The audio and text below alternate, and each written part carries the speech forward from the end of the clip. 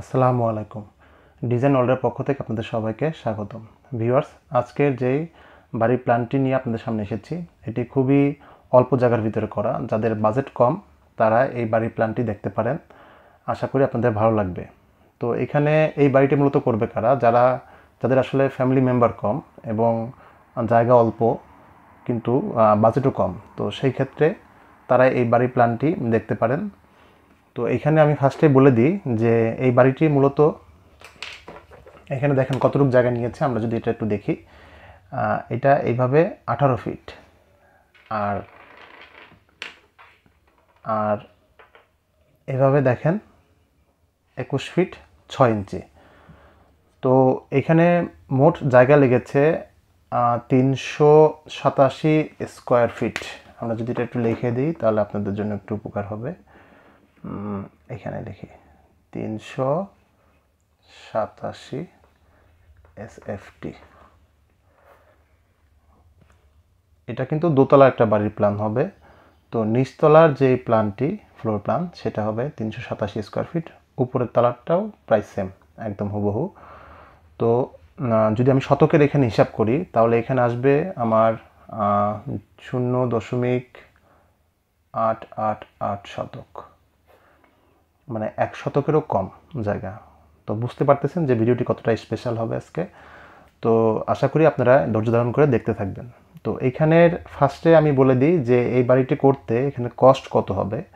যে নিচতলার যেই floor plan আছে এটা যদি আপনারা এখানে করেন তাহলে সেই ক্ষেত্রে এখানে 8 থেকে 8.5 লাখ টাকা খরচ হবে। 8 থেকে 8.5 লাখ টাকা। আর যদি দোতলা করেন তাহলে সেই ক্ষেত্রে দোতলার জন্য খরচ হবে আপনার আরও এক্সট্রা, মানে এটার সাথে আরও যোগ হবে 7 থেকে 8 লাখ টাকা, এখানে আরও যোগ হবে। তো আসুন এবার আমরা এই বাড়িটির ভিতরে কী দিয়ে কী আছে আমরা বিষয়টি একসাথে দেখি। দেখার পরে তারপর আমি এটার স্ট্রাকচারালগত যে ডিসকাশন বা স্ট্রাকচারালগত যে বিষয়গুলো আছে সেগুলো নিয়ে আমরা আলোচনা করব। তো ফার্স্টে দেখেন এখানে একটি পোর্চ আছে। এটা যদিও পোর্চ দেওয়া নাই, আপনি এখানে পোর্চ করে নিতে পারেন। এখানে প্রায় 5 ফিট 6 ফিটের মতন একটা জায়গা আছে, ইচ্ছা করলে এখানে পোর্চ করে নিতে পারেন। এই জায়গাটা কিন্তু এই 21 ফিট 6 ইঞ্চির বাহিরে।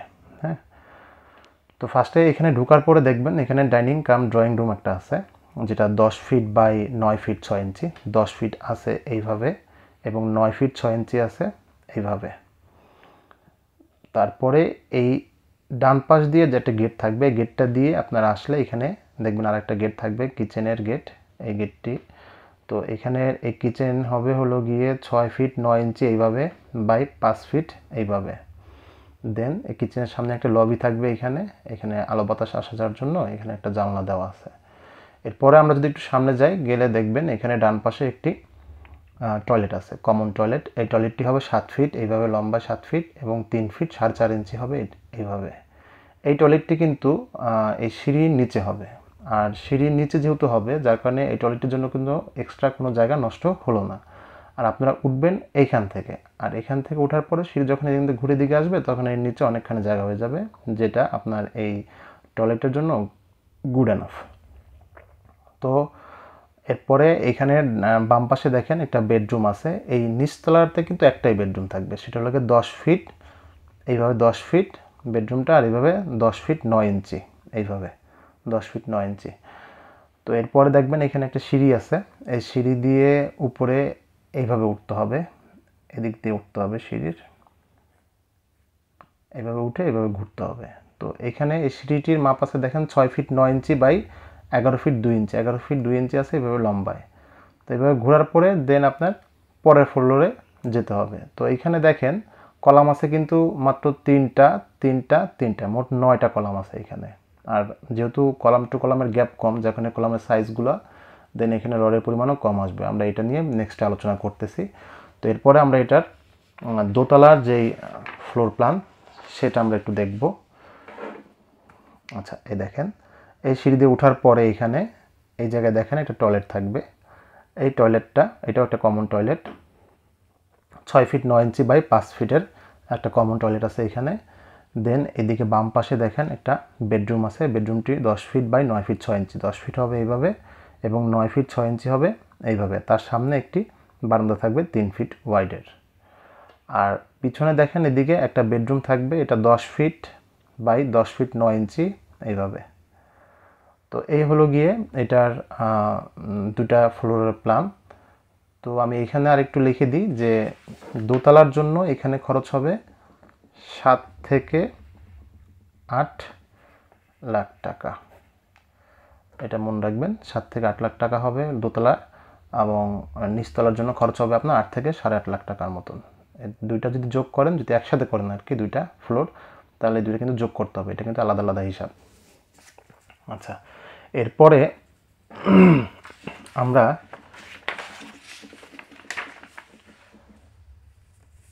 এটা লেআউট প্ল্যান দেখব। আচ্ছা, এই আপনারা দেখতে পাচ্ছেন যেটার লেআউট প্ল্যানটা। তো এইখানে দেখেন এই কলাম টু কলামের গ্যাপ কিন্তু কম আছে প্রত্যেকটার। দেখেন এই ভিডিওটির মূল উদ্দেশ্য কিন্তু যে আপনাদের ফ্লোর প্ল্যানটা যে আপনাদের পছন্দ হইতে হবে বিষয়টা কিন্তু তা না। এখান থেকে দোতলা বাড়ির জন্য আপনারা একটা আইডিয়াও জেনারেট করতে পারেন, বিষয়টি কিন্তু তাই। তো আমি খুবই ধন্য হব যদি আপনারা এটা থেকে উপকৃত হন, যে দোতলা বাড়ির একটা করতে গেলে তাহলে সেই ক্ষেত্রে কতটুকু কি লাগে বা স্ট্রাকচারালগত যে বিষয়গুলো থাকে সেগুলো কি কি হইতে পারে।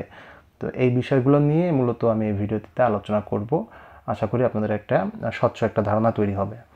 তো দেখেন এখানে এই কলাম থেকে এই কলামের দূরত্ব আছে 10 ফিট 5 ইঞ্চি, আবার এই কলাম থেকে এই কলামের দূরত্ব আছে 6 ফিট 9 ইঞ্চি।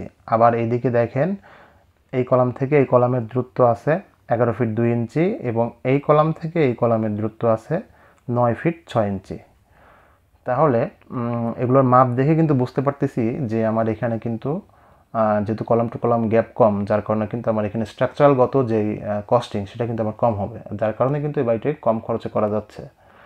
তো আমি যদি স্ট্রাকচারালগত কিছু আইডিয়া আপনাদের দিয়ে দিই তাহলে হয়তো আপনাদের আরও উপকার হবে। তো এখানে দেখেন আমি যদি ফুটিংয়ের কথা বলি, নিচে লিখি এইভাবে। ফুটিং যদি আমি ধরি, এখানে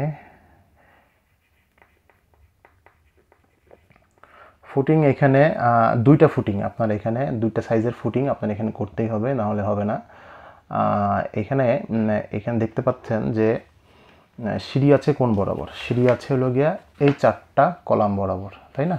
এই যে এখানে দেখেন এই 4টা, মানে লাস্টের দিকে এখানে এই 4টা কলাম নিয়ে আমার এখানে সিঁড়ি আছে, আর আমার মাঝের কলামটা হবে এইটা। সো আমার এইখানে একটু বেশি লাগবে, আর এই সিঁড়িগুলো থাকার কারণে এই 3টা কলামে আমার একটু বেশি লাগবে, যার কারণে এই 4টা কলামের কিন্তু আমার সাইজটা বা বেজের সাইজটা আমার কিন্তু একটু বেশি হবে।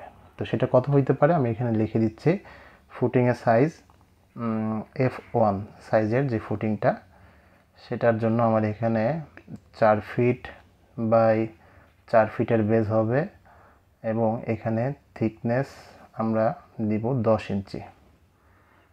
মানে এই F1 বলতে আমি বোঝাচ্ছি এইটা এইটা এইটা এইটা এইটা এই 1 2 3 4 5 এই 5টা কলামের ফুটিং হবে 4 ফিট বা 4 ফিট, থিকনেস হবে 10 ইঞ্চি। এই যে থিকনেস হবে এখানে 10 ইঞ্চি। আর মাঝের এই কলামটা সহ সাইডের এই 3টা কলাম, মোট 4টা কলামের এখানে ফুটিংয়ের সাইজ হবে, এই ফুটিংটা হবে F2। এটাকে আমরা দিতে পারি 4.5 ফিট বাই 4.5 ফিট, এবং এটার থিকনেস আমরা দিতে পারি 12 ইঞ্চি। তো আমার এটা কিন্তু আগে থেকে অ্যানালাইসিস করা, যার কারণে আমি কিন্তু সেটা তথ্যই আপনাদের এখানে তুলে ধরতেছি, যে আসলে এখানে এই বাড়ির প্ল্যানটা অবশ্যই আমার একজনকে দেওয়া, একজন ক্লায়েন্ট এই প্ল্যানটি নিয়েছেন। তো সেই তার আলোকেই আর কি, তাকে যখন ডিজাইন করে দিয়েছি সেই আলোকেই মূলত আমি এই তথ্যগুলো আপনাদের দিচ্ছি, এটা কিন্তু আমার কোনো বানোয়ার তথ্য না।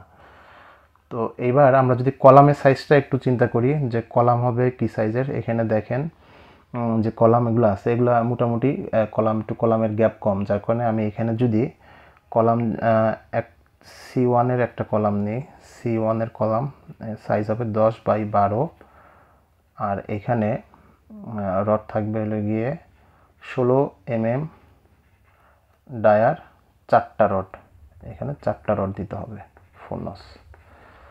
তো এই C1 যে কলামটা সেগুলো কোনটা কোনটা, এই 1টা 2টা 3টা 4টা 5টা, এই 5টা কলাম হবে C1। আর C2 যে কলাম, C2 কলাম হবে 1টা 2টা 3টা 4টা। এই 4টা C2 কলামের সাইজ হবে কি 10x12 ইঞ্চি হবে। এর নিচে এখানে দেওয়া যাচ্ছে না যেহেতু এখানে দোতলা বাড়ি। আর এখানে আমার অবশ্য রড একটু বাড়াতে হবে এই 4টা কলামের জন্য। সেখানে 16 mm-এরই আমার রড থাকবে 4টি, এবং 12 mm-এর রড দিতে পারি আমি আরও 2টা। মানে বিষয়টি হবে এরকম, এই যে কলাম, এখানে এই 4টা রড হবে আমার 16 mm, এবং যখন C2 কলাম করব তখন আমার এখানে আরও 2টা রড বাড়া দিতে হবে, মাঝে দিতে হবে এই 2টা রড দিয়ে, এই 2টা হবে 12 mm রড। এইভাবে আমার C1 এবং C2 কলাম এইভাবে সাজাইতে হবে। C1 এর বেলায় এই মাঝখানে রড দেওয়া লাগবে না, আর C2 এর বেলায় এখানে মাঝখানে কিন্তু 2টা 12 mm রড দিয়ে দিতে হবে। আচ্ছা, আর আমরা এখানে স্ল্যাবের যে বিষয়টা থাকে, স্ল্যাব এখানে 5 ইঞ্চি পরে পরে স্ল্যাব দিতে হবে, কারণ এখানে যেহেতু রডের গ্যাপ, কলাম টু কলামের গ্যাপ কম, যার কারণে আমি কিন্তু কলামের স্ল্যাবের কিন্তু আমার 5 ইঞ্চি পরে পরে দিতে হবে। এজন্য কারণ আমার এখানে ডিরেকশন দেখেন, এখানে এক জায়গায় আমার ডিরেকশন আছে বেশি, হ্যাঁ ডিরেকশন আছে আমার বেশি 12 ফিট 2 ইঞ্চি, আর এদিকে কিন্তু আমার 10 ফিট 5 ইঞ্চি, মানে আমার এদিকে শর্ট এদিকে লং। আবার এইখানে আসলে কিন্তু আমার এদিকে লং এদিকে শর্ট, যার কারণে এই জিনিসটা মেনটেন করার জন্য আমার এখানে 5 ইঞ্চি পরে পরেই আমার রড দিতে হবে সব দিকে বোতোয়। মানে এই দিকেও আমি 5 ইঞ্চি পরে পরে রড দিব, আবার এই দিকেও আমি 5 ইঞ্চি পরে পরে রড দিব। যখন যেটা শর্ট হবে তখন সেই বরাবর আগে দিতে হবে। যদি এই প্যানেলটার কথা আমরা চিন্তা করি, তাহলে এখানে 10 ফিট 5 ইঞ্চি আর এখানে 11 ফিট 2 ইঞ্চি, মানে আমার শর্ট কোন দিকে? এই দিকে। তাহলে আমার প্রথমে রডটা এইভাবে বসাইতে হবে, হ্যাঁ এইভাবে বসাইতে হবে। আর এইখানের বেলায় আমার শর্ট কোন দিকে? এইদিকে, এইদিকে শর্ট, তাহলে আমার এইদিকে আগে রডটা বসাইতে হবে। মানে এইখানের যে বাইন্ডার যেটা হবে, মানে মেইন রডের উপর যে রডটা হবে সেটা, এই বাইন্ডার কিন্তু এখানে এসে আবার মেইন রড হয়ে যাবে। হ্যাঁ, এইভাবে আমাদের এখানে স্ল্যাবের কাস্টিং কমপ্লিট করতে হবে। স্ল্যাবের থিকনেস হবে 5 ইঞ্চি। আর বিমের যে বিষয়টি, এখানে আপনারা আমি অনেক ভিডিওতে বলেছি যে কলাম টু কলামের গ্যাপের উপরে বিমের ডেপথ নির্ভর করে। তো এখানে আমাদের কলাম টু কলামের গ্যাপ আছে সর্বোচ্চ, এখানে দেখেন আছে 11 ফিট 2 ইঞ্চি। তাহলে আমি পার ফিট 1 ইঞ্চি, মানে 1 ফিট যদি আপনার কলাম টু কলামের গ্যাপ হয় তাহলে বিমের ডেপথ হবে 1 ইঞ্চি। তাহলে এখানে আমাদের 11 ফিট 2 ইঞ্চি, তাহলে আমরা এখানে রাউন্ড ফিগার করে বলতে পারি 12 ইঞ্চি। তো আমাদের এখানে বিমের যে সাইজটা হবে, গ্রেড বিম এবং ফ্লোর বিমের সাইজ হবে, তলা হবে 10 ইঞ্চি এবং ডেপথ হবে 12 ইঞ্চি। তাহলে এইভাবে যদি আমরা বিমটা সাজাই তাহলে আমাদের বিমের ডেপথ ঠিক থাকবে। কিন্তু রড কি পরিমাণ দিব আমরা এখানে? যেমন ধরেন এখানে যদি আমরা নিচের গ্রেড বিমের কথা বলি, তাহলে আমাদের এখানে নিচে 2টা 16 mm এবং উপরে 2টা 16 mm, মাঝখানে একটা 16 mm এর আমরা টপ দিব। মাঝখানে একটা 16 mm এর আমরা টপ দিব, আর বাকি 4টা রড কিন্তু হবে আমাদের 16 mm এর। আর আমরা যখন এটা ফ্লোর বিম করব, ফ্লোর বিম করলে কিন্তু ফ্লোর বিম করলে কিন্তু আমাদের এখানে নিচে এটাও 10, আর এদিকে কিন্তু পুরো ডেপথ হবে কিন্তু 12 ইঞ্চি, মানে স্ল্যাব হবে 5 ইঞ্চি আর তার নিচে থাকবে 7 ইঞ্চি। এই দিকে কিন্তু আমাদের মোট 12 ইঞ্চি। তাহলে এই 12 ইঞ্চির যে বিম, মানে ইনটুটা 12 ইঞ্চি স্ল্যাব সহকারে 12 ইঞ্চির যে বিম হবে, এই বিমের ভিতরে কিন্তু আমাদের রড নিচে এখানে 3টা দিতে হবে, এবং উপরে আমাদের এখানে 3টা রড স্ট্রেট বার 3টা 16 mm এর 3টা নিচে, 16 mm এর 3টা উপরে। এভাবে দিয়ে যদি আমরা করি তাহলে এটার ফ্লোর বিমও কভার হয়ে যাবে ইনশাল্লাহ। তো আশা করি আপনারা ভিডিওটি বুঝতে পেরেছেন। তারপরও যদি কোথাও কোনো সমস্যা থাকে আমাকে জানাবেন, আমি আপনাদের উত্তর দেওয়ার চেষ্টা করব। তো আজকে এই পর্যন্তই, ভালো থাকবেন, দেখা হবে পরবর্তীতে নতুন কোনো একটি ভিডিও নিয়ে। সে পর্যন্ত ভালো থাকবেন, আল্লাহ হাফেজ।